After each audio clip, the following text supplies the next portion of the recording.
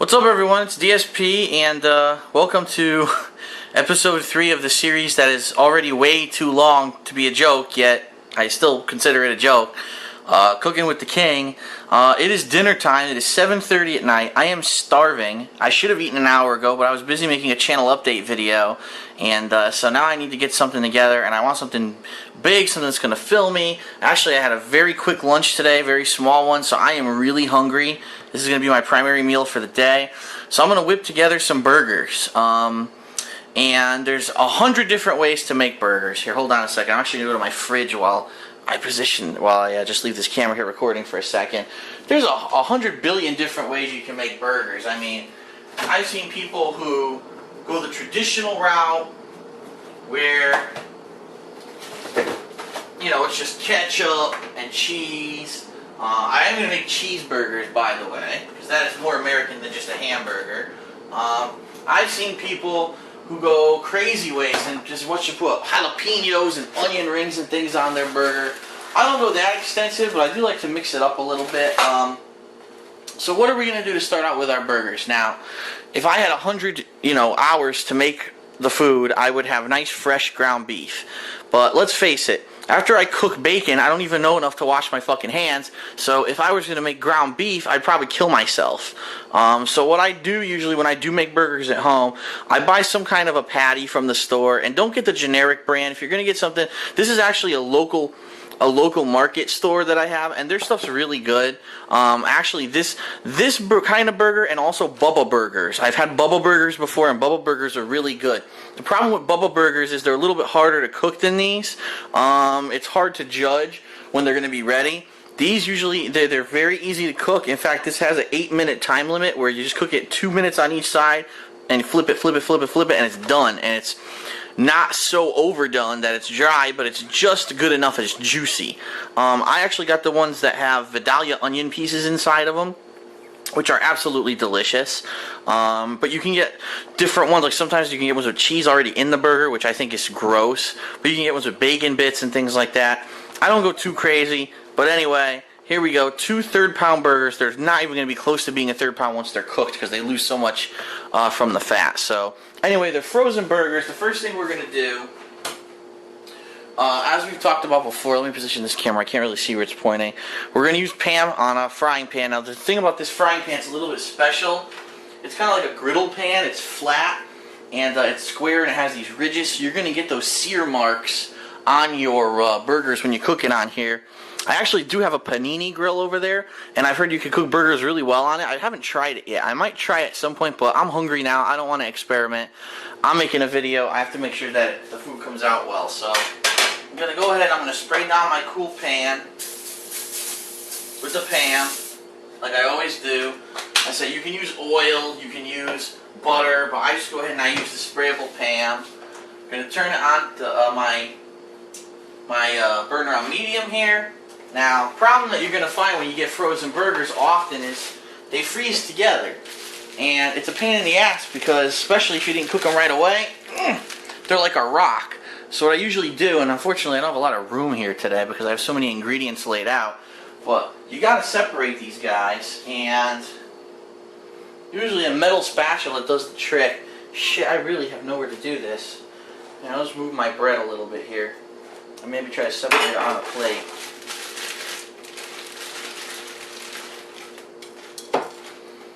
As you can see, these have been frozen for quite a while, but usually you can get away with it as long as you do keep them fully frozen. Yeah, they are really fucking stuck together. Holy shit. There we go. I got them separated. So, you got your separated frozen burgers. I'm going to go ahead, I'm going to put them on plastic so that way you don't say, oh my god, he's putting raw meat on the plate right next to the buns. So what we're going to have to do here is we're going to wait for this to heat up a little bit. But what ingredients am I going to use? Well, I'm actually going to make 2 different burgers.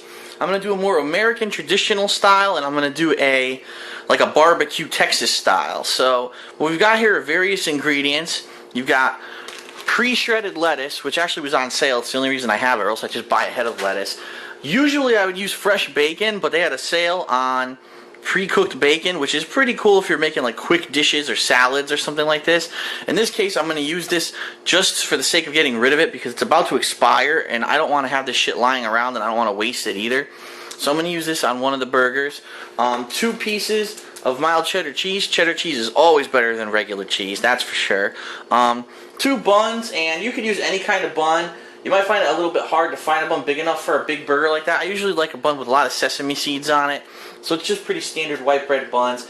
You got your mayo, you got your ketchup, you got some Jack Daniel's barbecue sauce, which is my favorite barbecue sauce. I think it's absolutely delicious.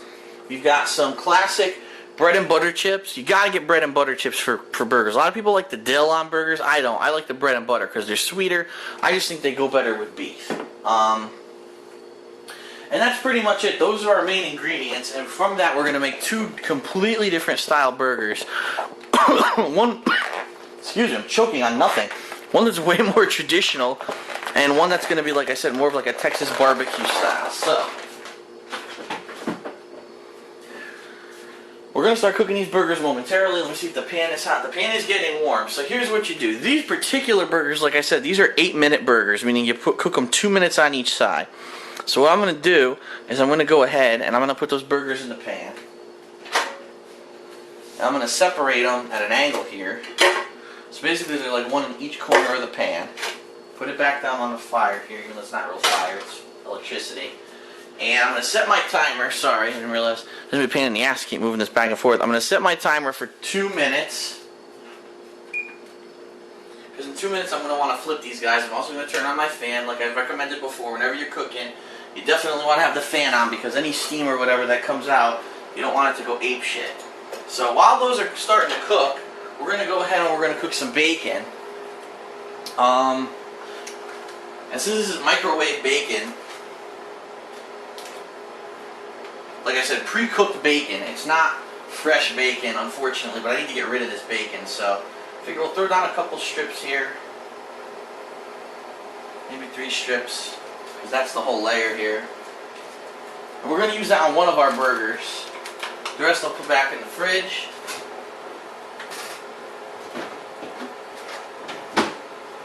Now the bacon's going to vary on cooking time. To be honest, I don't even know how long I'm supposed to cook 3 strips. This is pre-cooked bacon, like I said, so please don't give me any pain in the ass about touching the bacon. I will wash my hands in a second, but I'm going to get this in the microwave going. Probably for about, I don't know, let's try 40 seconds and we'll see how that goes. So we've got the burgers cooking, we've got that microwave going. I'm going to wash off my hands.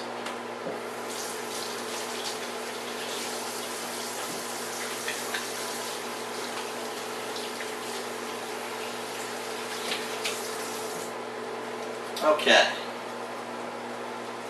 Looks like 2 minutes is already almost up on the burgers. What we're going to do, to actually specific to the instructions of these particular hamburgers, is you do want to press them. Some burgers, they tell you don't press them, you'll lose the juice. But for these burgers, they've been specially designed. They actually have these grooves and patterns in them where if you push them down, you actually will get most of the fatty juices out and you'll get a better burger. So let's zoom in a little bit here. And so what I'm going to do, time's almost up. I'm going to go ahead and push the burger down. As you can see, immediately some fatty juices come out. I don't know how well you can see on this burger because I know it's on the close end here. Look at that sizzle and the juices come out there. That's all the fatty juices. So we're going to go ahead and we're going to turn the timer off. We're going to flip our burgers for the first time. A lot of people season their burgers. You can if you like. A little pepper, a little salt. These burgers I actually find it pretty tasty on their own. There's really no reason to do that. I'm going to go ahead and set the timer for another 2 minutes because like I said, it's 2, 2, 2, 2. It's an 8-minute burger. Let's look at our bacon. Our bacon actually came out well. Our bacon is crispy. And that's exactly how you want it. You don't want it rubber. You want a crispy bacon for the pre-cooked bacon because that's how you know that most of the fat's been out. Oops, sorry. I was not even close to the camera there. Nice crispy bacon. So that'll go on one of our burgers. So let's get that out of the way. Now, what you're going to want to do while your burgers are cooking, you're going to want to get all of your side ingredients ready. You don't want to have them not ready when the burgers are ready. So We'll zoom out here, and we're going to get everything lined up and ready to go. First thing you're going to want to do, get your bread ready. And depending on what kind of burger you're making, I'm actually going to turn on my panini grill. And I'm going to attempt to toast these buns. Which basically you only need to run it through a panini grill if you have one for about a minute, and the buns will get toasted. What I'm looking to do here is make two completely different burgers.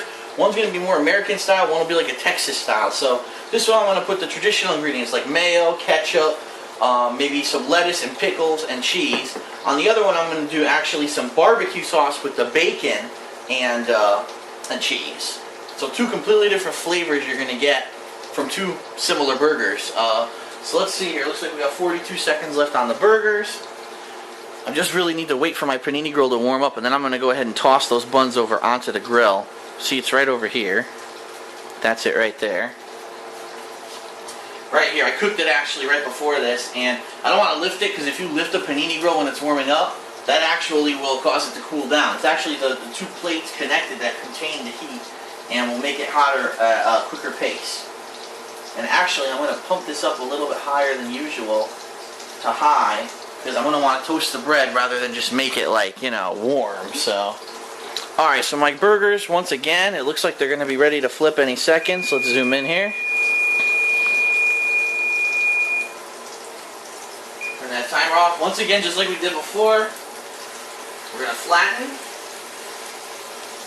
We're going to flatten.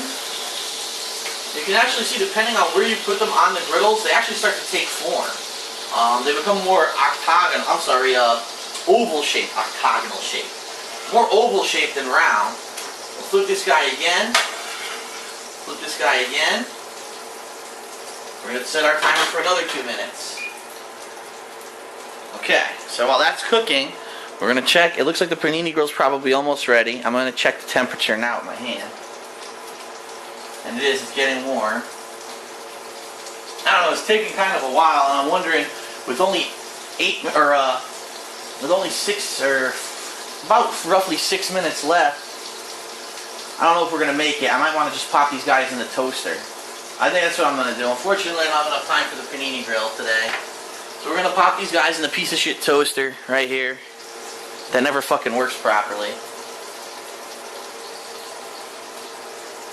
And we're just going to go with a standard, there we go. Well, it might help if I plugged it in too. A standard toasting on our bun. It is always better to have a slightly toasted bun than a raw, you know, well, not really raw, obviously it's cooked, but not just a plain bun. That's no fun having a plain bun.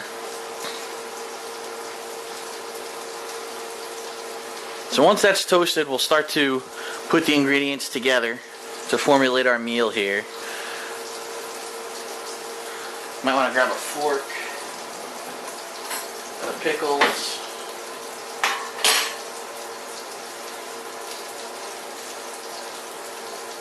41 seconds left on our burgers before we flip them for the last time.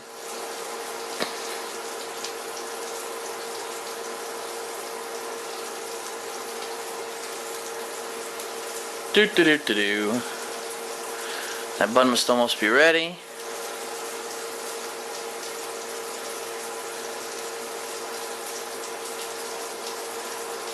Now for some reason it wants to toast extra long. Okay.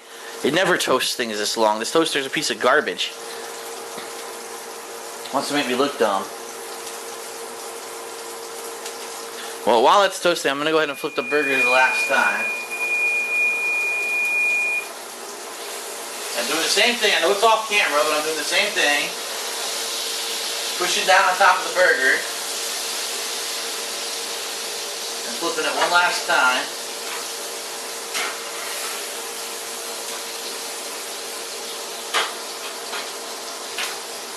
Bun's done. Here we go. It's nice. We'll get the other bun in there. Now, while this other bun toasts,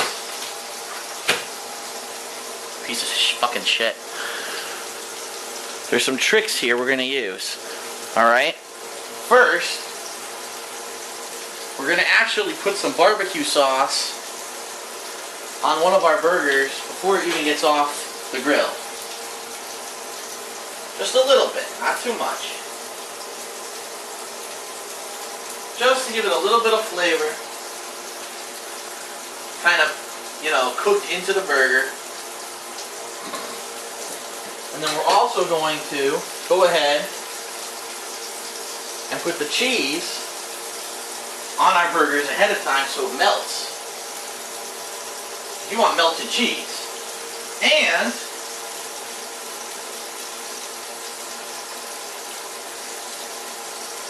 you can even go ahead, it's up to you. I'm going to do it, what the hell. On that burger we put the barbecue sauce. I'm going to put some of the bacon on it. So it'll actually melt a little bit into the cheese. Now, of course, it turns out I have too much fucking bacon. So, oh well, this burger's going to be insane.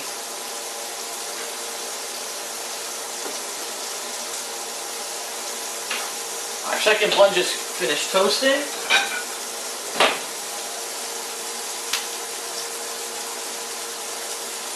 Now, while we're over here, let's go back over to our bun while those burgers finish up. What are we going to do with our buns? Well, like I said, one of them is going to be a Texas style. So we're going to go ahead and put some more barbecue sauce on the bun. Oh, shit. Well, that was way too much. The thing erupted on me.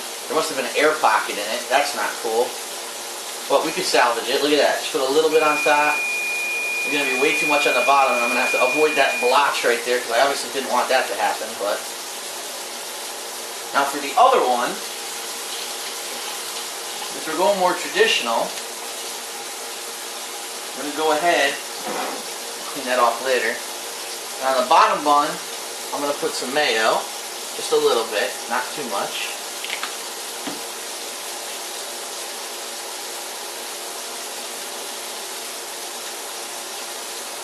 And now we'll bring our burgers over and we'll start to build them. So, let's go get them.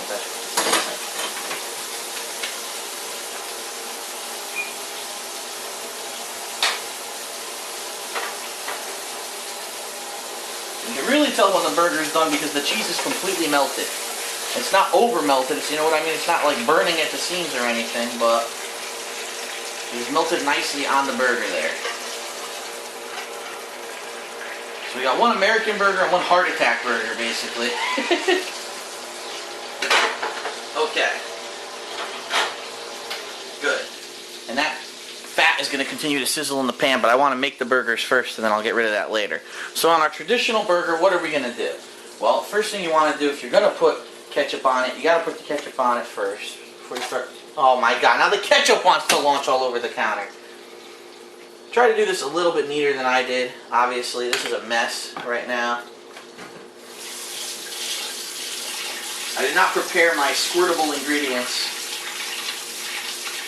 and they launched all over the place on me. So, spread a little bit of that ketchup over the cheese. It's evenly distributed. If you're going to go ahead and do pickles or anything like that, you put those on. The one bummer is that I ran out of tomato. I had tomato and I ate it for lunch on a panini sandwich I made. I didn't realize. I was like, oh man, I should have fucking saved the tomato for the burger tonight. But I forgot and I went ahead and ate the tomato. So I have no tomato for this. I'll do a little bit of pre-shredded lettuce. Obviously if I had fresh lettuce, that's what I would be putting on here. But I do not. So some pre-shredded lettuce. So there's our more typical American burger with the mayo, the ketchup, pickles, lettuce. Texas style burger is pretty much done. We're not going to do anything else to it. I mean, it has way too much bacon on it, but that's my fault. I should have only cooked 2 strips. So I am trying to get rid of it. You got the barbecue on the top and bottom. And that's it. I mean, I'm going to enjoy these 2 completely different tasting burgers. I'm going to clean up this horrendous mess that I've now made because of the squirting of everything. But in, 20 minutes, pretty much, it could have been a lot shorter than 20 minutes if I wasn't showing you the ingredients. But we made 2 completely different burgers. One American style, one barbecue style. And it is a pretty fatty, high cholesterol meal. But for someone like me, like I said, who hasn't eaten really much all day and I'm starving, this is a good way to make sure that I'm not up at midnight, with an aching stomach. So that's it for this episode of Cooking with the King. I'm gonna clean up this mess. I'm gonna scarf some burgers down.